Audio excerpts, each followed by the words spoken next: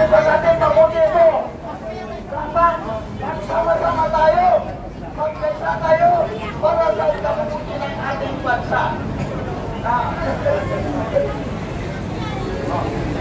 Thank you, Tatay. Ano pala yun, Tatay? Si Ginoong Brother Max.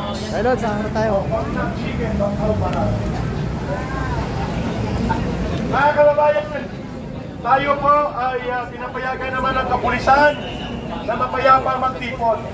Ang pakiusap lang sa atin, huwag po tayong magkantsawan, huwag po natin harangan ang mga dumadaan kahit pa ang panawagan nila ay iba sa atin. Okay? At ang mahalaga, ang mga nandito, pag nag-CR kayo sa Robinsons, bumili din kayo ng donut. Ayos! Gusto ko lang din po para po at least yung mga kapulisan po nakikinig sa atin. Ngayon nakikita po nila na tayo po ay mga responsableng mamayan na sumisigaw lang sa ating karapatan. Ang akin lang kong pakiusap sa mga nagsasalita po dito, wala hong absolute freedom of speech. May limit din po yan. Sumigaw ka na pabagsakin sa pamagitan ng pagharmas, bawal po yan. Oo. Ngayon, sisigaw mo na ang katiwalian at ang Marcos resign, wala pong bawal po yun. Ang bawal lang po na tayo po ang may maghikayat na sila po ay mag-revolusyon, gamitin ng mga armas, yun po ang bawal.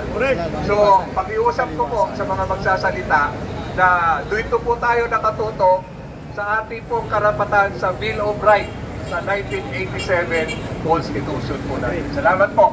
Tama. Maraming salamat sa paalala na binigay ni Tatay Rani. Huwag po tayong magkalat-kalat. Dito lang po tayo, tama po yun. Kapag tayo po ay nag-negotiate sa pulis, mapayapa po tayo mag-negotiate. Pangalawa, dito lang tayo sapagkat hindi naman natin pwede i-obstruct ang kalsada. Okay? At pangatlo, nag-request tayo na payagan na makagamit ng sound system para naman mas malakas ang ating programa. At ang panguli, may 5 o'clock siguro mamaya, kung medyo okay na ang program, pwede na tayong peaceful magkaroon ng peaceful dispersal. Okay? So, sa mga magsasalita, pinapanawagan namin kayo na lumapit lang po dito. Si Brother PL, magsasalita ka ba? Hindi. Sino po ba magpo-volunteer? Prayer na lang siya. Brother, we would like to offer a prayer. Everybody please, may prayer offering po si Brother Patrick. Let us stand up. Please, tawagan natin ang ating mga Marcos resign sapagkat yan po ay karapatan nating magpahayag ng Marcos resign now. Brother, hawakan ko na.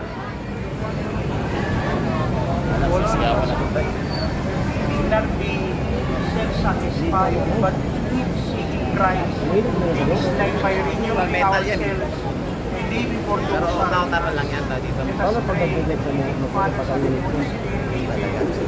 Lord our God, once long ago, your Son Jesus came as a life of obedience with a human face. And yet, we are still waiting in hope for His coming day. Make us more aware that you too are waiting for us to create our own people. Peace, respect, and freedom, love, justice, and life, and bear witness before all your Son, and herein is alive, and that one day will make us into lasting light of your home. To Christ our Lord. Amen. Morning. Okay. Mga kababayan, si Brother Patrick po is a volunteer sign language interpreter for the program. Palakpakan po natin ang kanyang pagiging masipag at makikipagkaisa ni Brother Patrick O. Okay? Tama ba? Ikaw naman. Unahin natin to kasi magaling to eh.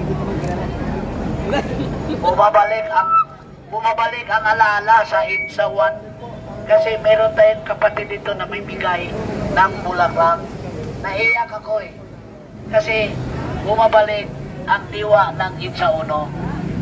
Kasi yun ang unang panahon na pinatalsik sa EDSA ang ama ni Bongbong Marcos. Ito na yun, ito na yun. Sana ang bulaklak na yan ay magsilbing sindi para umalis na din at mag-resign ang kanyang anak na Marcos Jr. Ipagdasal natin yan. Mga kababayan ko,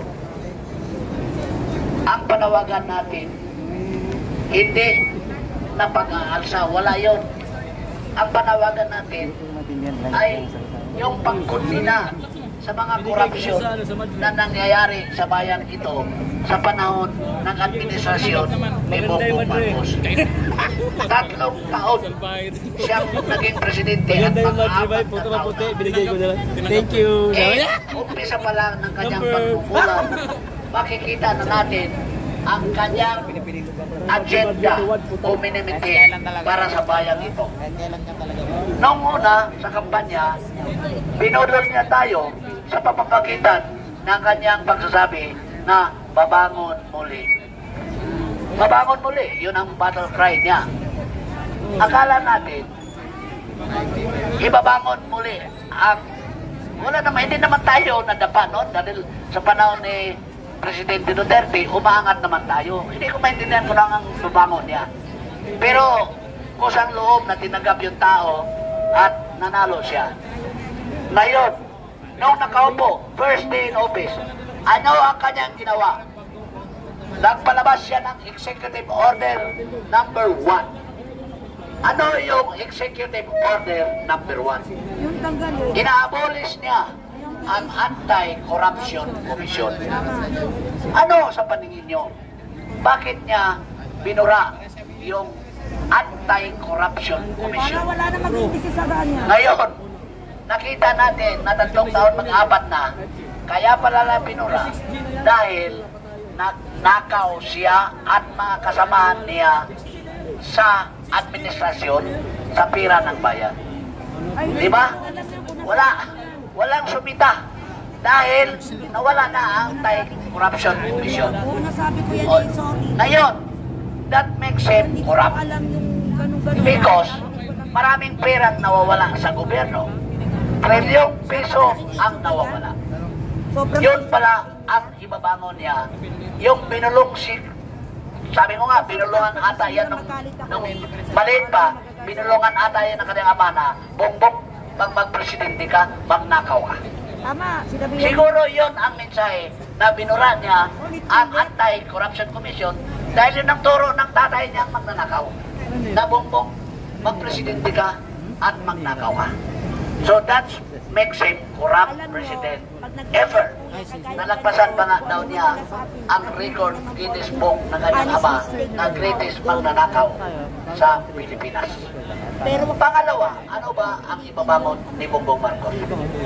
Nagtalaga siya ng mga judges sa Sandigang Bayan, sa Ombudsman, sa Supreme Court, may pinasok siya mga justices. Para ano?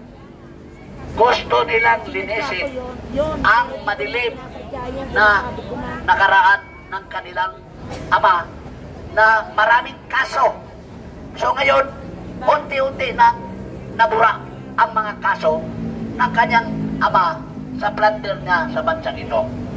Lumalabas na mga kaso at pinawalang sala na ang kanyang ama at kanyang pamilya sa mga pagnanakaw na kanilang ginawa noong panahon ng kanyang ama.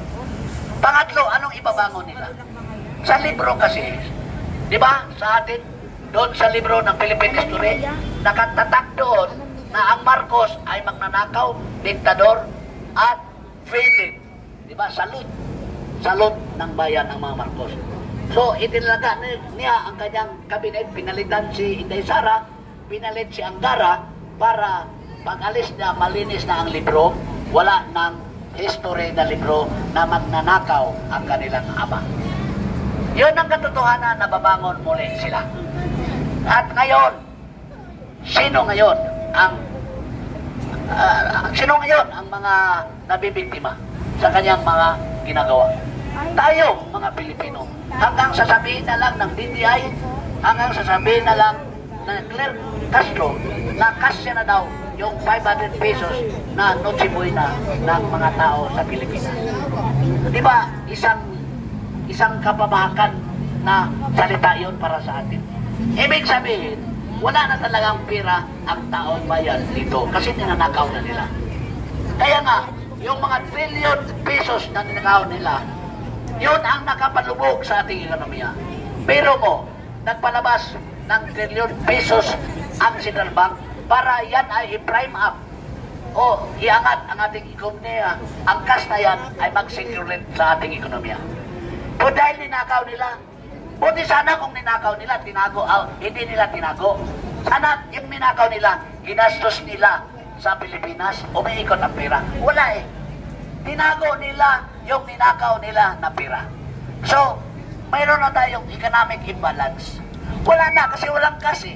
Trillion pesos pa naman yun na hindi umiikot. So, sino ngayon ang ekonomiyang hindi babagsak?